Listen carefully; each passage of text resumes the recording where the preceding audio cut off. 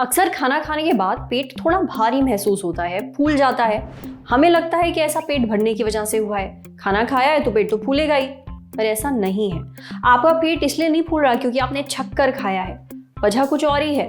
अच्छा, एक आदत हम लोगों को और भी होती है। खूब खाना खाने के बाद हम लोग कोल्ड ड्रिंक या फिर सोडा पीते हैं। अक्सर खाना खाने के दौरान कोल्ड ड्रिंक पी रहे होते हैं और उसके बाद हमें आती है डकार। हम बहुत खुश हो जाते हैं कि अच्छा डकार आ गई तो मतलब गैस निकल गई और इसका मतलब हुआ कि खाना पच गया। ये बहुत बड़ी गलतफहमी है, इस पर बात करेंगे। पर उससे पहले ये जान लीजिए, खाना खाने के बाद पेट भारी या फिर फूला हुआ क्यों लगता है।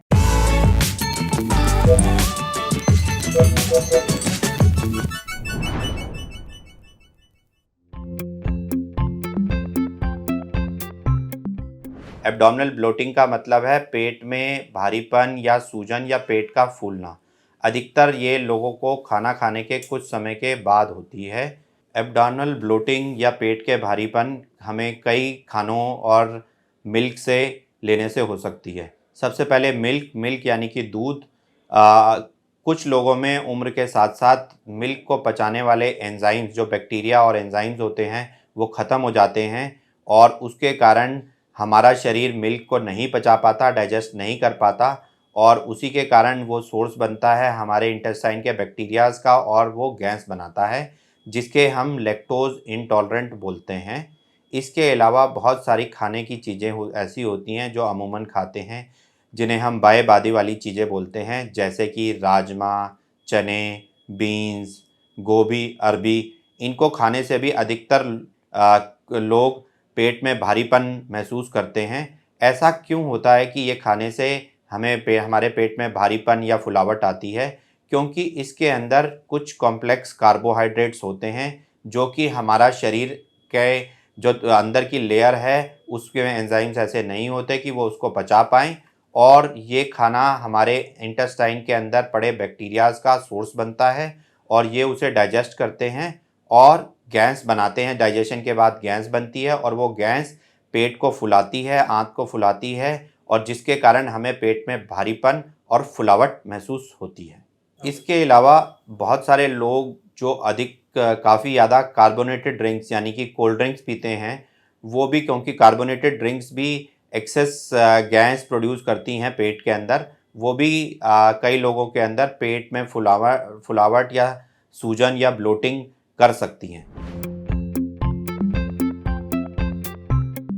सबसे पहले तो जिन लोगों को दूध नहीं पचता यानी कि जो लैक्टोज इंटॉलरेंट हैं, उन्हें दूध और दूध से बनी चीज़ें अवॉइड करनी चाहिए। इसके अलावा जैसे बाए बादी वाली चीज़ें होती हैं, जैसे राजमा, बीन्स, चने, गोभी, अरबी, इन सब को भी अगर इनको खाने से उनको दिक्कत या पेट में भारीपन है तो अवॉइड करना चाहिए। इसके अलावा हमें खाना खाते वक्त बात नहीं करनी चाहिए क्योंकि उससे हवा भी हमारे पेट के अंदर चली जाती है, जिसे हम एरोफेजिया बोलते हैं और वो भी पेट में भारीपन करती है। और जिन अधिक ज़्यादा कार्बोनेटेड ड्रिंक्स यानी कि कोल्ड ड्रिंक्स को अवॉइड करना चाहिए। अमूमन ये कॉमन मिथ है कि बहुत सारे लोग सोडा या लिम्का डाइजेशन के लिए लेते हैं और वो लेने के बाद उन्हें डकार आती है और उन्हें लगता है कि पेट की गैस निकल गई है। अमूमन ऐसा नहीं होता, बल्कि वो ज़्यादा इसी के चक्कर में बहुत ज़्यादा कैलोरीज कंज्यूम करते हैं। ये एक मोर ऑफ साइकोलॉजिकल रिलीफमेंट होता है। इसके अलावा कुछ और लाइफस्टाइल चेंजेस भी हैं जिसको करने से हम अपने पेट में ब्लोटिंग या भारीपन को अवॉइड कर सकते हैं। इसमें सबसे पहले तो है समय पे खाना, रेगुलरली खाना।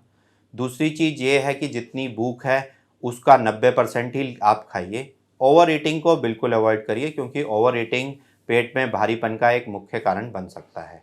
इसके अलावा खाना खाते ही तुरंत लेटिए मत, थोड़ा सा टहलिए, वॉक करिए। रादर देन कि आजकल बहुत सारे लोग हैं कि खाना खाते हैं टीवी और फिर टीवी देखते रहते हैं आधा एक घंटा। उससे अच्छा ये है कि आप खाना खाने के बाद थोड़ा सा टहलिए। मैं ये नहीं बोलूँगा कि आप तेज़ चलिए या दौड़ लगाइए, बट थोड़ा सा टहलिए या नॉर्मल घर का रूटीन काम करिए, ना कि आप बिस्तर पे लेट जाइए या बैठे बैठे टीवी देखिए। खाना खाने के बाद पेट किन वजहों से फूलता है ये तो आपको पता चल ही गया। अगर आपको ये समस्या है तो डॉक्टर साहब ने जो चीज़ें अवॉइड करने के लिए कहा है उनसे थोड़ा दूरी बना लीजिए, असर देखने को मिलेगा। साथ ही खाना पचाने के लिए कोल्ड ड्रिंक का सहारा ना लें। अब बढ़ते हैं सेहत के अगले सेगमेंट की तरफ, तन की बात। सिर में जुएं हो गई हैं तो बिना बालों को नुकसान पहुंचाए उन्हें कैसे निकालें।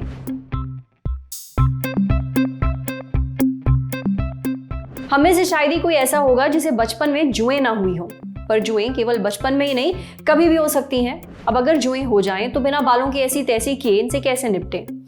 सबसे पहले तो जान लेते हैं इनसे बचें कैसे। सफाई रखें, बालों को धोते रहिए, हफ्ते में 2-3 बार बाल धोइए, साफ कपड़े पहनिए, बहुत ज्यादा ग्रोथ मत होने दीजिए अपने बालों की। मतलब आप अपने बालों को लंबा जरूर कर सकते हैं पर साथ ही उनकी केयर भी करिए। जुओं से ग्रसित इंसान जो है उसे थोड़ा दूर रहिए। अगर जुएं हो जाए तो जबरदस्ती सूखे बालों पर कंघी चलाकर उसे ना निकालें। इलाज के लिए डॉक्टर कुछ लोशंस देते हैं और ये लोशंस सिर पर आपको लगाने पड़ते हैं। कई बार आपको हर कुछ दिन बाद लोशन लगाना पड़ता है। इससे भी ठीक नहीं होता है तो बहुत सारी दवाइयां हैं, गोलियां मौजूद हैं। घरेलू नुस्खे भी होते हैं पर ये जुओं को दूर कर सकते हैं, उनके अंडों को नहीं। घरेलू नुस्खे जैसे तेल लगाने से जुएं बालों में चिपकती नहीं है। उसके बाद जब आप कंघी करते हैं तो जुएं बालों से निकल जाती हैं। आप जैतून का तेल लगा सकते हैं, कैस्टर ऑयल लगा सकते हैं, पुदीने या फिर कपूर का तेल भी लगा सकते हैं। समझे। अब बारी सेहत के आखिरी सेगमेंट की, खुराक यानी झकासी हेल्थ टिप। जानिए चाय या कॉफी में दालचीनी क्यों डालकर पीनी चाहिए। चाय और कॉफी के शौकीन हैं तो इसको और हेल्दी बनाने के लिए इसमें दालचीनी का इस्तेमाल करिए। दालचीनी ब्लड ग्लूकोज को कम करती है और ये डायबिटिक लोगों के लिए भी फायदेमंद होती है। कॉफी और चाय में थोड़ी सी दालचीनी डालने से इसका फ्लेवर काफी अलग हो जाता है। आज सेहत पर इतना ही। अगर आप एक डॉक्टर हैं, हमसे कुछ शेयर करना चाहते हैं तो जो ईमेल आईडी इस वक्त आपको अपनी स्क्रीन पर दिख रही है उस पर हमें एक मेल भेज दीजिए। जाते जाते एक मजे की बात सुनते जाइए। ललन टॉप ने किताबों से जुड़ा एक नया डेली शो शुरू किया है, नाम है किताबी बातें, जिसमें होगी रोज एक नई किताब और उससे जुड़े रोचक प्रसंग। दोपहर 12 बजे तो जरूर देखिए।